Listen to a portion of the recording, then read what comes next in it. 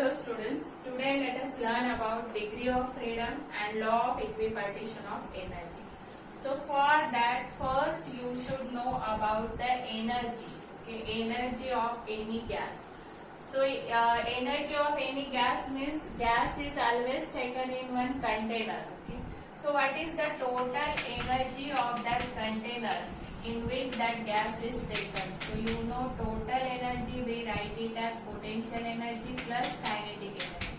And if we consider the energy of that gas, so you know that molecules of gas, they are in random motion, and due to that motion, that molecule they possess kinetic energy. So let us say that energy as internal energy, right? Internal energy. जो molecule की energy है उसको क्या बोलते हैं? Internal energy. Okay. तो अगर container rest position पर है, जिस कंटेनर में हमने गैस लिया है, तो पोटेंशियल एनर्जी और काइनेटिक एनर्जी उस कंटेनर की क्या आ जाएगी? 0. तो total energy of that gas is nothing but internal energy. उसकी इंटरनल एनर्जी आ जाएगी, राइट? तो ये आपको याद रखना है एनर्जी के लिए. Now let us learn about degree of freedom. तो डिग्री ऑफ फ्रीडम के लिए first what is mean by degree of freedom. तो यहाँ पर उसका नाम ही हमें सजेस्ट कर रहा है कि क्या है ये degree of freedom. Means the number of direction in which the particle can move freely. That is nothing but degree of freedom. The number of direction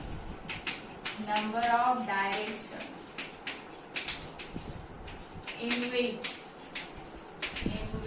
particles, or we can say molecules, particles can move freely. That is nothing but degree of freedom. So that degree of freedom is always considered by, means how to find this degree of freedom? By considering this 3-axis system. तो ये है x axis, ये y और ये z. Okay. कितने freely वो कितने direction में मूव कर सकता है? तो मैक्सिमम पॉसिबल डायरेक्शन हमारे पास ये 3 डायमेंशनल है जो हम स्पेस में कंसिडर करते हैं, राइट? तो ये 3 डायमेंशनल सिस्टम हम कंसिडर करेंगे यहाँ पर. तो यहाँ पर अभी कौन कौन से मोशन होंगे देखें. तो एक तो ट्रांसलेशनल मोशन होगा, means molecule it can move along x axis in straight line, y axis, z axis. तो डिग्री ऑफ फ्रीडम होगी due to translational motion. Translational motion, वो degree of freedom it can be denoted by FT. Okay. So degree of freedom, उसके लिए word है F. Okay, sorry, letter है F, small f से दिखाते हैं. Second होगा वो रोटेट भी होगा, रोटेशनल मोशन भी परफॉर्म करेगा. तो ये रोटेशनल मोशन.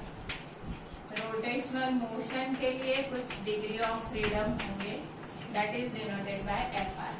और थर्ड है वाइब्रेशनल. तो ये वाइब्रेशनल मोड कब आएगा या वाइब्रेशनल मोशन कब आएगी? जब उसका टेम्परेचर हाई होगा तभी. ओके. या फिर नॉन रिजिड मॉलिक्यूल अगर हमने कंसिडर किए at high temperature, then we will get this vibrational motion, right? लेकिन ये दो तो कॉमन है, ट्रांसलेशनल मोशन, रोटेशनल मोशन. अभी according to number of atoms molecules are there. तो फर्स्ट है मोनो एटॉमिक. तो एक मॉलिक्यूल का हम देखते हैं. पहले मोनो एटॉमिक, फिर डायटॉमिक, ट्राइएटॉमिक, पॉलीएटॉमिक. ओके. तो ये मोनो एटॉमिक मॉलिक्यूल अगर मैंने कंसिडर किया, तो how many degrees of freedom are there for this mono atomic? तो mono atomic means single. Example आपको पता है. ओके. एग्जाम्पल क्या है? Neon, xenon, krypton, inert gases आपको पता है. ये सब क्या है? Mono atomic. तो ये मोनो एटॉमिक गैस का अगर मैंने मॉलिक्यूल लिया, तो ये मॉलिक्यूल कैसे मूव होगा?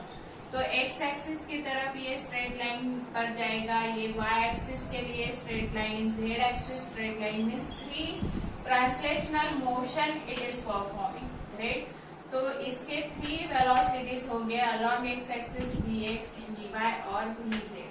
तो इस हिसाब से इसकी टोटल एनर्जी क्या आ जाएगी, half of M V X square, क्योंकि ये मूव हो रहा है means kinetic energy, plus half of M V Y square plus half of M V Z square, where M is mass of that molecule.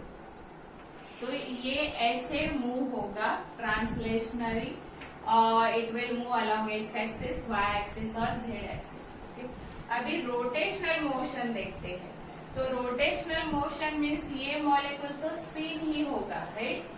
तो अगर ये spin हो रहा है तो मॉलिक्यूल कितना स्मॉल होता है ये आपको पता है कि उसकी रेडियस जो है वो एंगस्ट्रॉम यूनिट में होती है, राइट। और उसका मास भी बहुत स्मॉल होता है, इसलिए जो रोटेशनल एनर्जी आएगी तो रोटेशनल काइनेटिक एनर्जी कितनी होती है, half of I omega square. I है मोमेंट ऑफ इनर्शिया, ओमेगा है एंगुलर वेलोसिटी।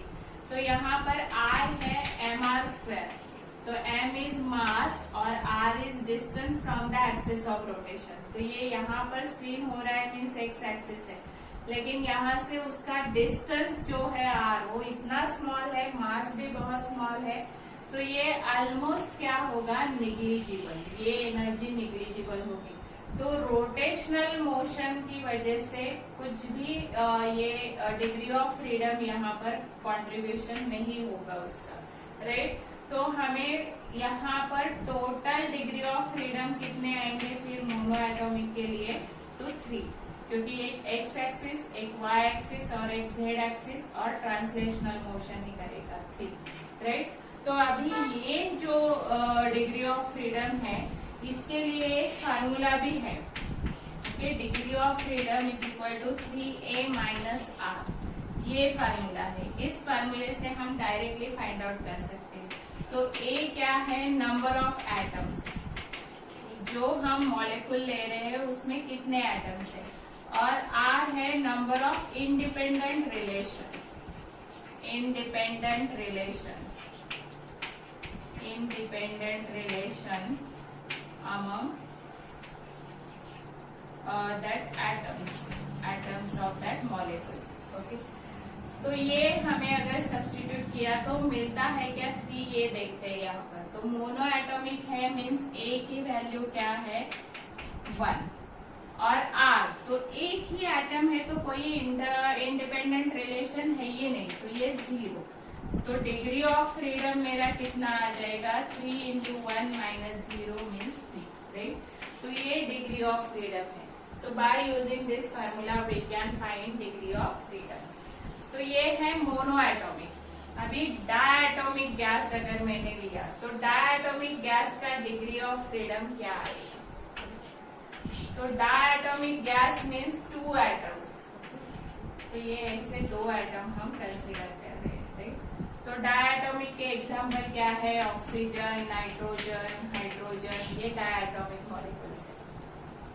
अभी ये diatomic molecule mono atomic molecule की तरह ही मोशन करेंगे यहाँ पर, translational motion along X Y Z axis. तो 3 ट्रांसलेशनल उसके क्या आ गए, डिग्री ऑफ फ्रीडम, राइट। अभी रोटेशनल देखते हैं इसका। तो रोटेशनल के लिए अभी ये 2 molecule, let me consider it as a pair, means यहाँ पर एक एटम है, यहाँ पर एक एटम है और ये बॉन्ड है उनके बीच में। तो ये ऐसे एक्स एक्सिस की तरफ जा रहा है मीन्स ये ऐसे स्पिन करेगा, राइट। तो ऐसे स्पिन करेगा तो स्पिनिंग रोटेशनल काइनेटिक एनर्जी तो ऑलमोस्ट क्या होती है, निग्लिजिबल। ये हमने मोनो एटॉमिक में देखा है। तो अलोंग एक्स एक्सिस अगर ये मूव हो रहा है तो उसकी जो काइनेटिक रोटेशनल एनर्जी है means due to rotational motion kinetic energy जो है वो ऑलमोस्ट निग्लिजिबल है। लेकिन जब वो एक्स एक्सिस की तरफ जाता होगा तब it will rotate like this along this Y axis. Y axis के लिए वो ऐसे रोटेट करेगा, राइट। फिर जेड एक्सिस के लिए भी ऐसे रोटेट करेगा।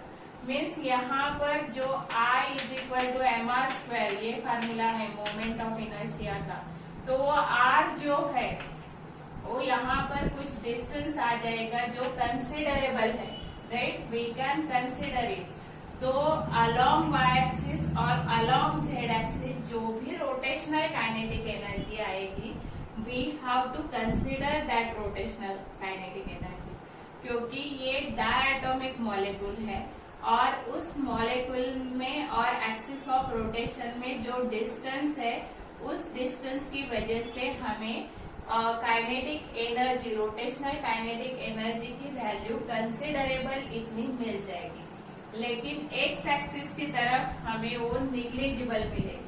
मीन्स ये दो परपेंडिकुलर एक्सिस की तरफ ही उसका क्या होगा, रोटेशनल मोशन होगी, विच वी कैन कंसिडर। इसलिए उसके रोटेशनल जो डिग्री ऑफ फ्रीडम आ जाएंगे वो 2 रहेंगे, राइट।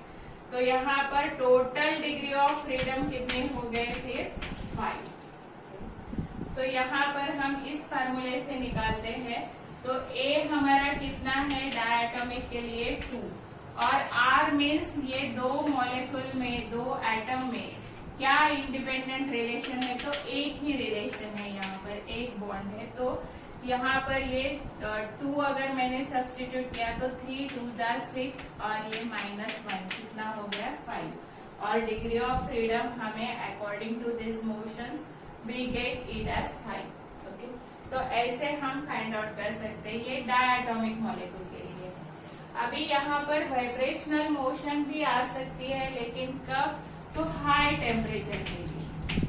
तो अगर हमने इसका टेम्परेचर हाई किया, राइट, टेम्परेचर बढ़ाया इस गैस का जिसका डायटोमिक मॉलिक्यूल्स है जिसमें, तो क्या होगा, ये मॉलिक्यूल्स वाइब्रेट होंगे, राइट। और अगर मैंने नॉन रिजिड मॉलिक्यूल कंसिडर किए instead of rigid molecules, so they will vibrate, and due to that vibrational mode it has 2 vibrational mode of freedom.